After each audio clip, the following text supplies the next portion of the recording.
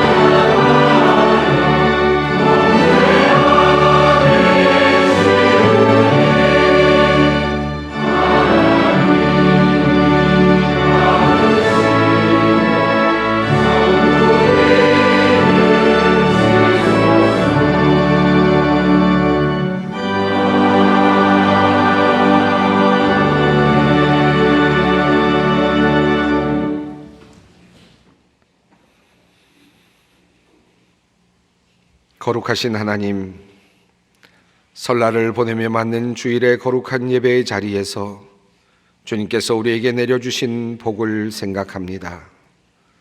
인간을 창조하시고 아담과 하와에게 생육하고 번성하라며 복을 내려주신 하나님, 하지만 우리들은 우리만의 번성, 나만의 성공을 위해 다른 이들을 끌어내리고 그들을 살해하는 죄를 짓고 말았습니다.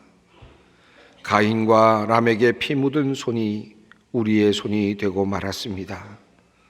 분노와 증오, 시샘과 경쟁의식으로 가득 찬 사람, 나에게 상처를 주는 이들에 대하여 철저하게 응징하며 보복하는 사람, 땅이 죄 없는 이들의 피를 삼키도록 하는 사람이 되고 말았습니다. 세상을 살아가려면 그렇게 살아야만 하는 줄 알았습니다. 그래서 살기를 가지고 미움을 가지고 사람들을 대하였습니다. 하나님, 우리의 죄가 크고 그 무게가 무겁습니다. 우리에게 주신 형제요 자매들인데 나만 더 잘 살기 위해 저지른 우리의 죄악을 주님 용서하여 주시옵소서. 하나님께서 큰 복을 우리들에게 내려주셨지만 그 복을 잘 사용하지 못한 죄악이 우리 가운데에 있습니다. 설을 맞으며 우리들에게 주신 귀한 형제와 자매들, 우리 부모님들과 가족들을 생각합니다.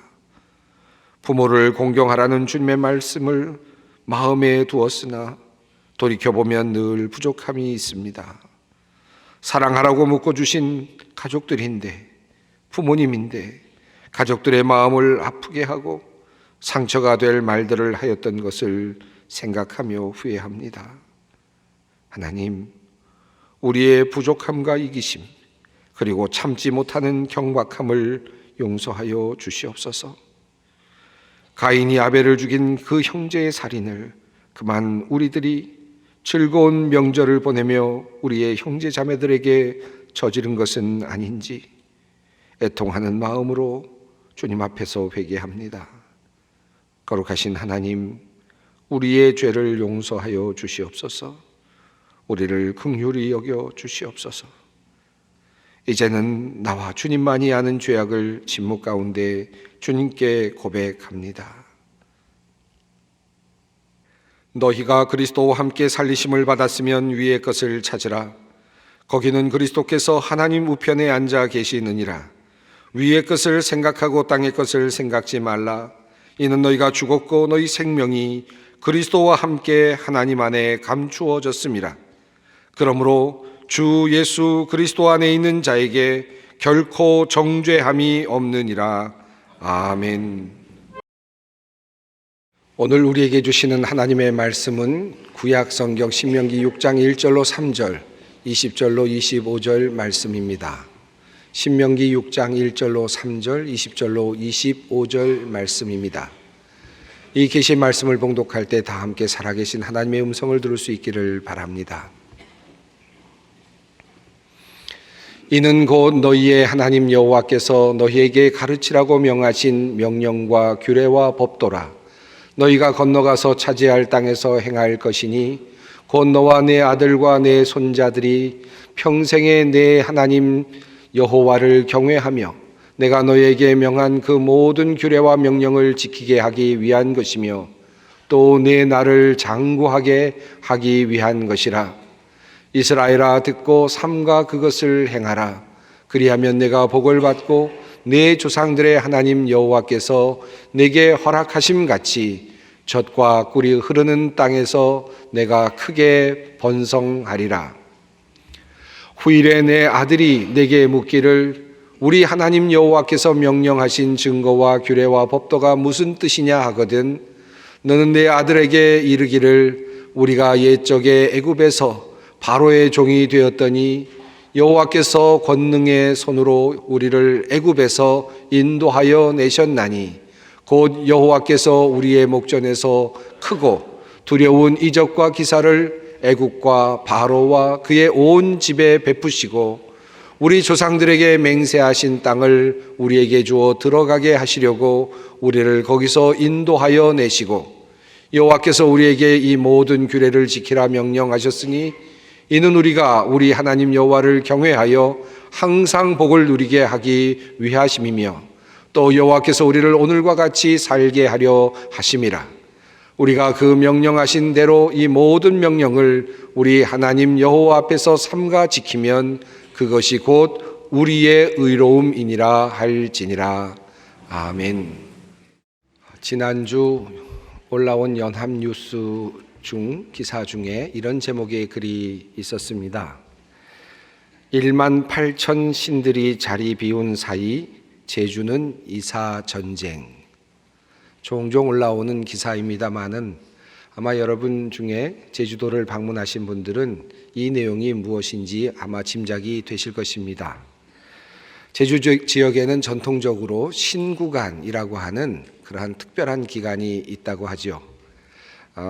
이 신구간은 신구세관 교승 기간이라고 하는 말의 약자라고 합니다. 줄임말이라고 합니다.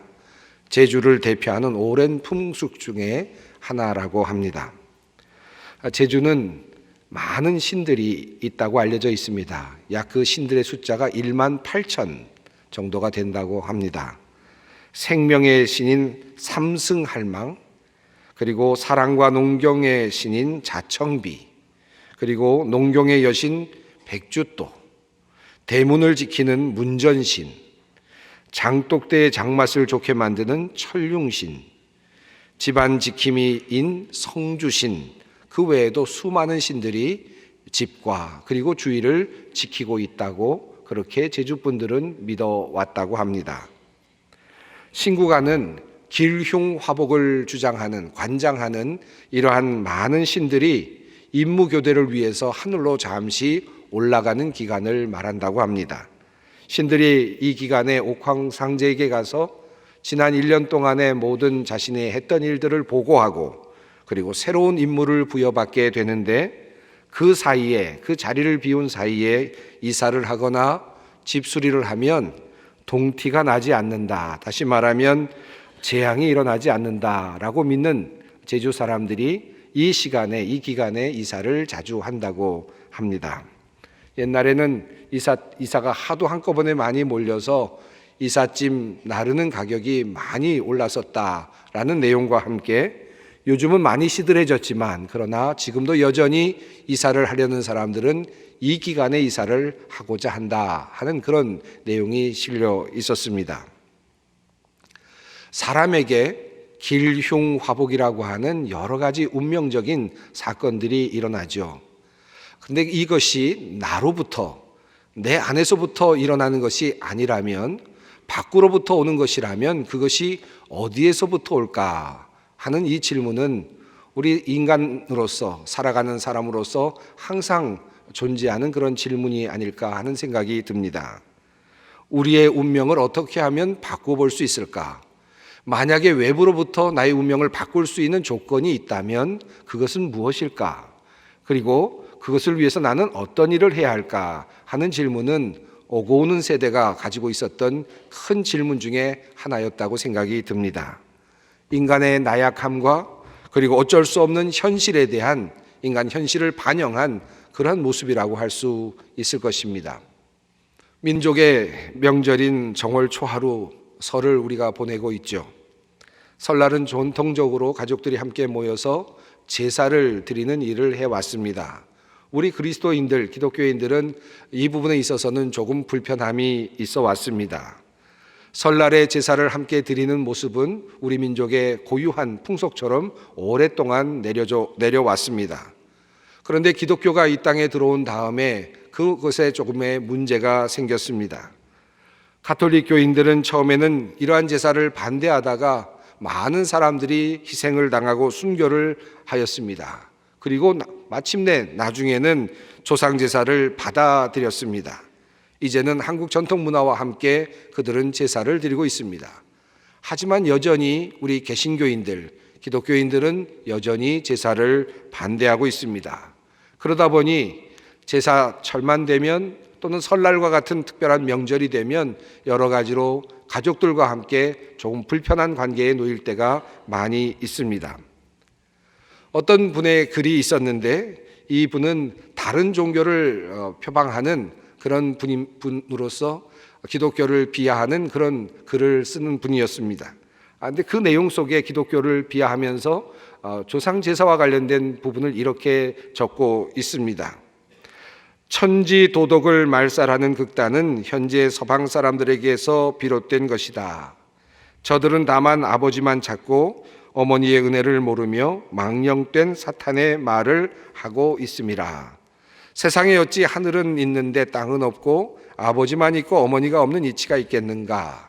서양 사람들은 하늘 아버지만 높이면서 땅의 어머니는 몰라 하니 장래 인류가 모두 금수로 돌아갈 징조로라. 조상에게 제사도 지내주지 않으며 마귀라고 칭하는 지경에까지 이르렀으니 이들을 어찌 인간이라 할 수 있으리요. 기독교를 향해서 이렇게 날카롭게 그리고 비판적으로 비판을 하고 있는 모습을 발견할 수 있었습니다. 서구의 종교가 조상을 마귀라고 한다라고 그렇게 말하면서 이런 사람들을 어찌 인간이라 할 수 있겠는가 하는 그런 이야기까지 하고 있는 것을 볼 수 있었습니다. 그러나 이러한 일반적인 세상 사람들의 생각은 기독교를 제대로 이해하지 못한 것임이 분명합니다. 기독교가 조상들을 마귀라고 하거나 사탄이라고 말하지 않습니다. 조상들을 폄하하거나 그들을 적대하거나 사랑하지 않는 것이 아닙니다. 기독교는 성경으로부터 부모를 공경할 것을 끊임없이 가르쳐 왔고 조상들에 대해서도 좋은 태도를 견지해 왔습니다.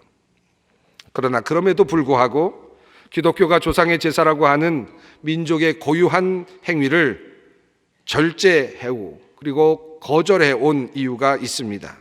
조상 제사가 가지고 있는 몇 가지 전제에 대해서 기독교인들은 받아들일 수가 없었던 것입니다.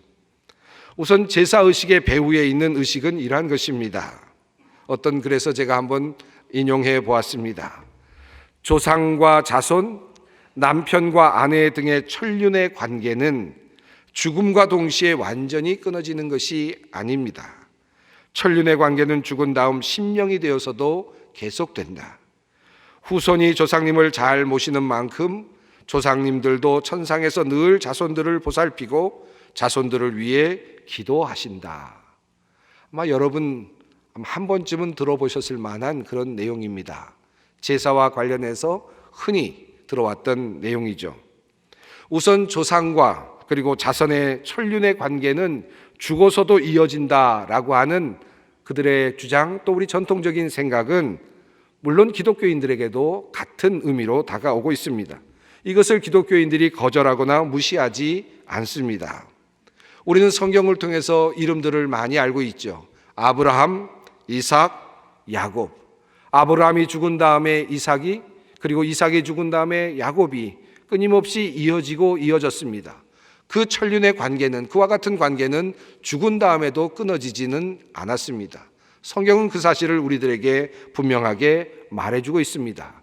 그러므로 전통적인 생각들, 전통적인 사고가 우리들에게 주었던 것들 중에 일부는 받아들일 수도 있는 것들입니다.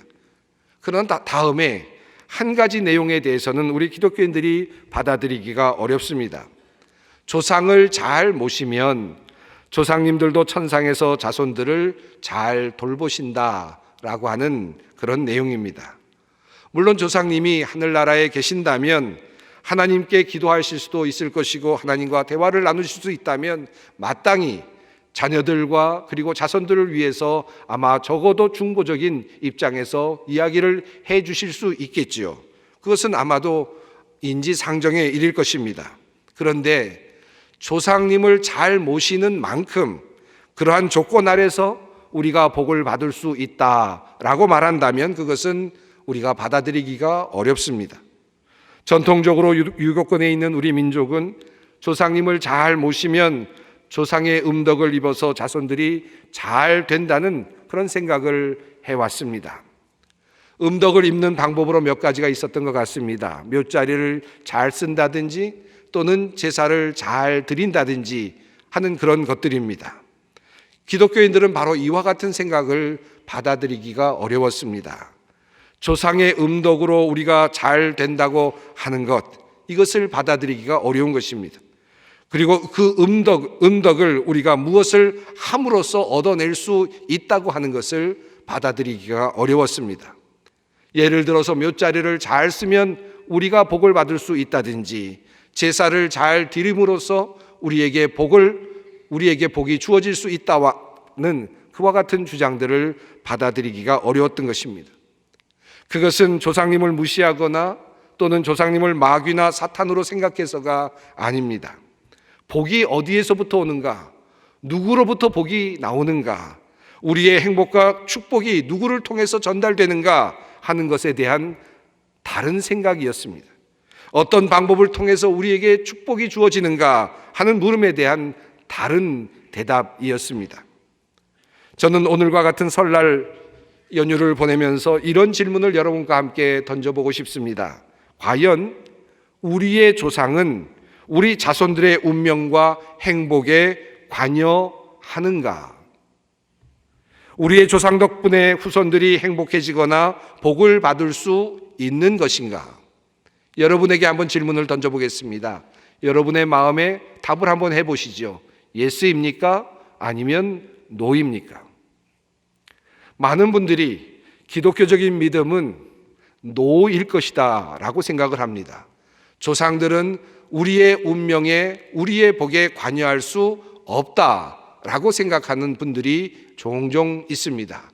그러나 제가 보기에 대답은 예스가 되어야 합니다. 성경 말씀을 한번 보겠습니다.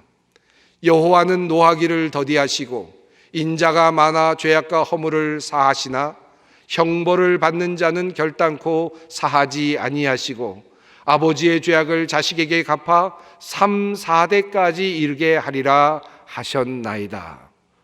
아버지의 죄악을 어떻게 하겠다고 하셨습니까? 3, 4대까지 이르게 하시겠다라고 말씀하셨습니다. 이 말씀의 뜻은 무엇이겠습니까? 아버지의 잘못이 아들에게까지 전가될 수 있다. 아버지가 잘못한 것이 3대, 4대까지 영향을 미칠 수 있다라고 하는 성경의 말씀이죠. 또 다른 성경을 한번 보겠습니다. 전능하신 하나님이 내게 복을 주시어 내가 생육하고 번성하게 하여 내가 여러 족속을 이루게 하시고 아브라함에게 허락하신 복을 내게 주시되 너와 함께 내 자손에게도 주사 하나님이 아브라함에게 주신 땅 곧 내가 거류하는 땅을 내가 차지하게 하시기를 원하노라. 축복도 마찬가지입니다. 하나님께서 아브라함에게 주시기로 약속하신 그 땅을 이삭에게 주시고 그리고 이삭에게 주시기로 약속하신 그 땅을 야곱에게 주시고 야곱에게 주시기로 하신 그 약속된 땅을 그의 자손들에게 주시겠다라고 하는 말씀입니다. 그 땅을 차지할 수 있다는 것입니다. 누구 덕분입니까? 그들의 선조 덕분입니다. 그들의 조상 덕분에 그들이 그 땅을 차지할 수 있을 것이라는 주님의 말씀입니다. 그러니까 조상이 후손들의 행복과 불행에 영향을 미칠 수 있다는 말씀입니다. 성경은 저주에도 그리고 복에도 같은 영향을 미칠 수 있다는 사실을 우리들에게 분명히 알려주고 있습니다. 그런 의미에서 우리의 전통적인 생각이나 기독교적인 관점은 나름의 상관관계를 가지고 있습니다. 비슷한 입장을 가지고 있죠. 그런데 한 가지 다른 점이 있습니다.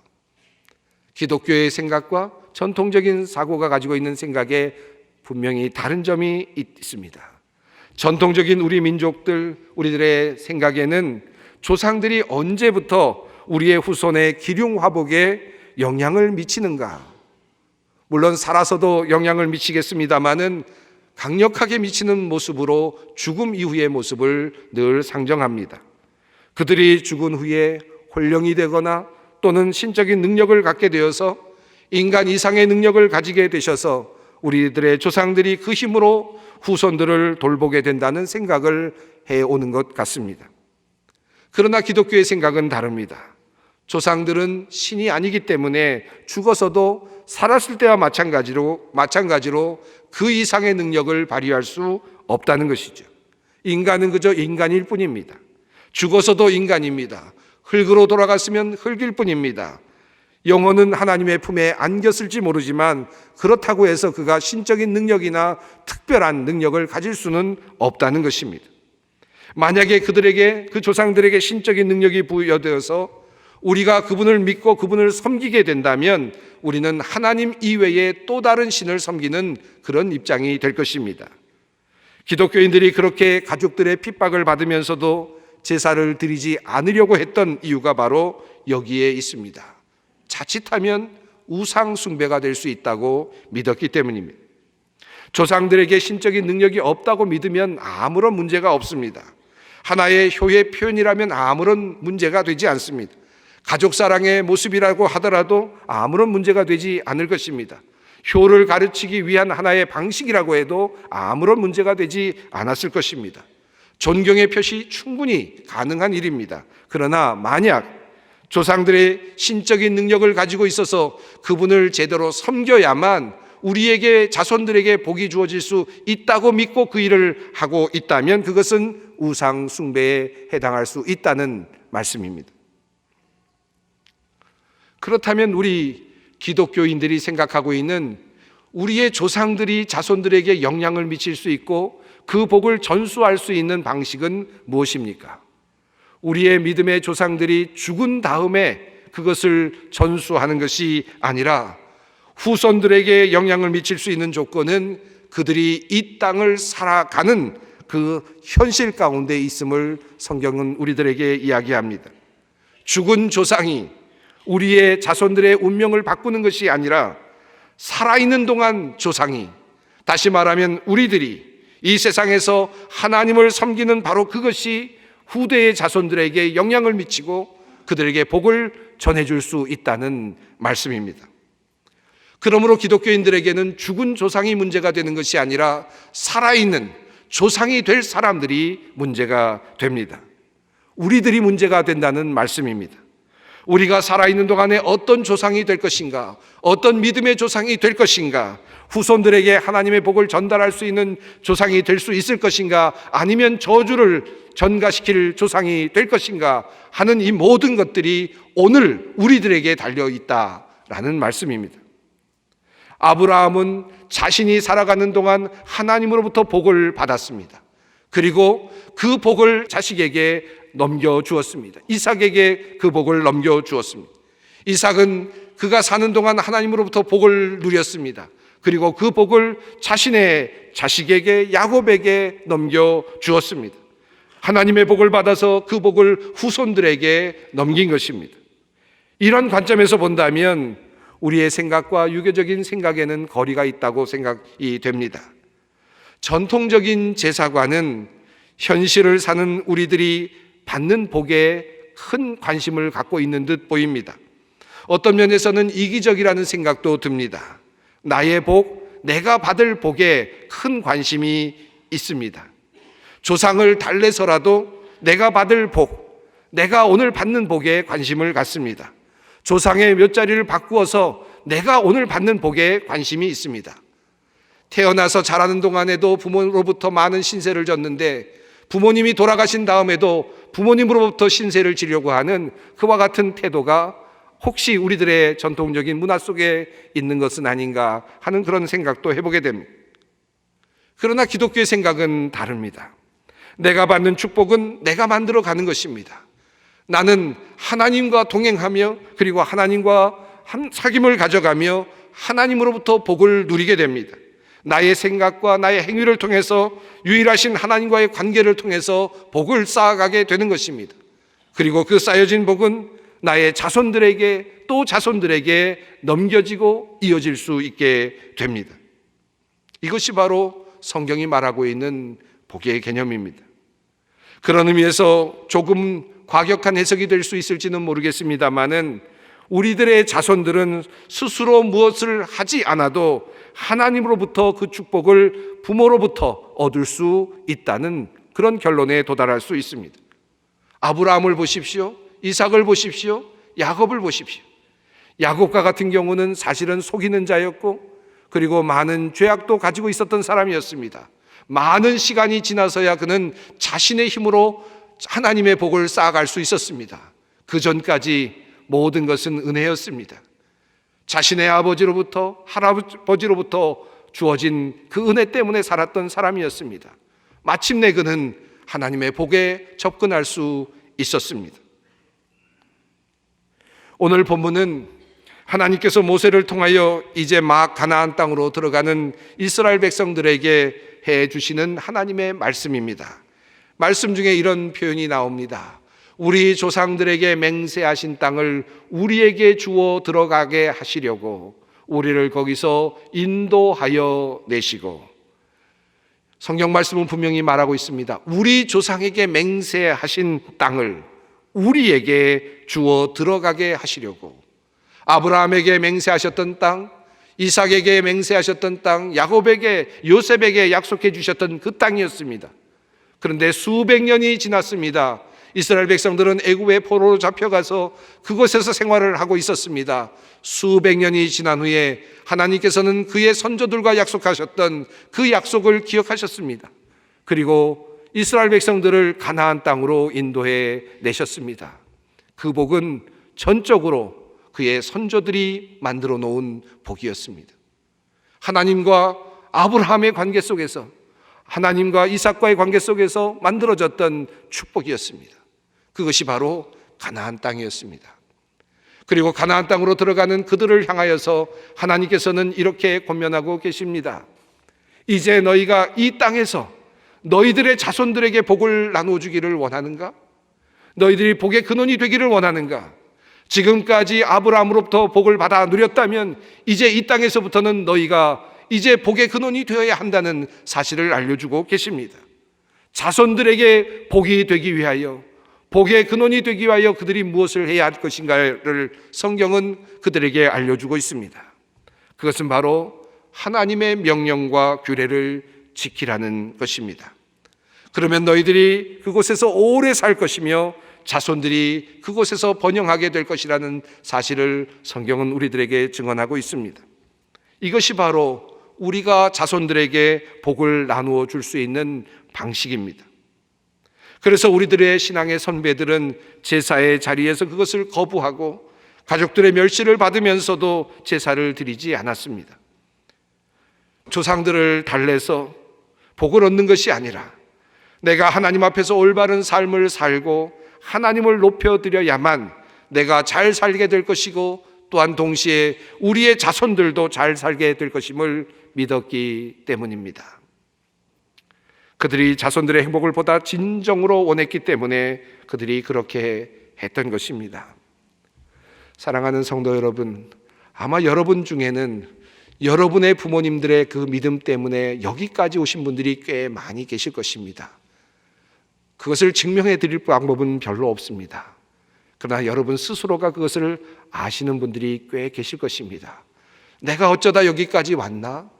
내가 어쩌다가 여기까지 이르게 되었는가? 이 많은 축복이 어디서부터 왔는가? 나로부터 왔는가? 아니면 우리의 신앙의 선조들 때문에 왔는가?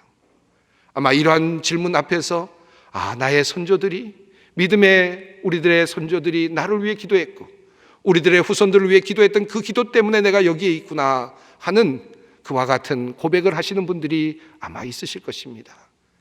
여러분이 만약에 그것이 인정되신다면 이제 여러분이 하셔야 할 일이 있습니다. 여러분 스스로가 믿음의 조상이 되는 것입니다. 여러분의 후손들이 언젠가 다시 여러분의 그들의 인생을 다시 되짚어보면서 내가 왜 여기까지 왔는가, 어쩌다 여기까지 왔는가를 다시 되짚을 때 나의 부모님의 기도였구나, 나의 선조들의 기도 때문이었구나 라는 고백을 할 수 있게 될 것입니다. 오늘 설날 연휴 기간을 보내면서 우리 주님의 말씀을 깊이 묵상하십시다. 선조는 과연 자손들에게 복을 나누어 줄 수 있습니까? 그럴 수 있습니다. 우리가 살아있는 동안에 가능합니다. 우리가 살아있는 동안 하나님 앞에서 그 복을 쌓아 나가는 귀한 우리들의 삶이 되기를 간절히 바랍니다. 기도하겠습니다. 거룩하신 하나님, 설을 보내며 복의 근원이 되시는 주님을 부릅니다. 우리의 가정을 지켜주시고 한 해 동안 주님께서 다스려 주시옵소서. 주님께 복을 받아 자손들에게 나누어주는 복된 조상이 되도록 우리를 이끌어 주시옵소서. 예수님의 이름으로 기도드리옵나이다. 아멘. 찬송가 516장 함께 부르시겠습니다.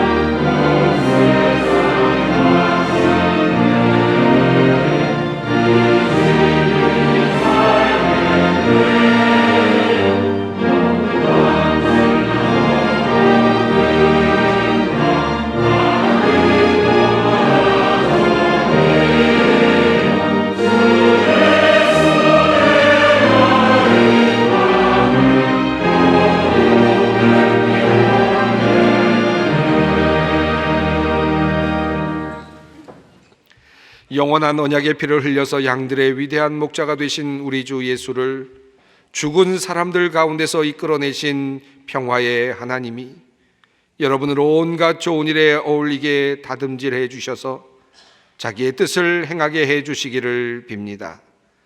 또 하나님께서 예수 그리스도로 말미암아 우리 가운데 자기가 기뻐하시는 바를 이루시기를 빕니다. 우리를 죽음에서 건지시기 위하여 이 땅에 오신 분, 참된 복의 근원이 되시는 주 예수 그리스도의 은혜와 선조들과의 약속을 지키어 그들의 자손을 선대하시는 신실하신 하나님의 크신 사랑하심과 오늘도 우리의 삶 속에서 우리를 도우시고 복되게 하시는 성령님의 교통하심이 설날을 보내며 주님께 복받기를 원하는 모든 주님의 백성들 위에 이 나라와 역사와 민족 위에 영원히 함께 하시기를 간절히 축원하옵나이다. 아멘.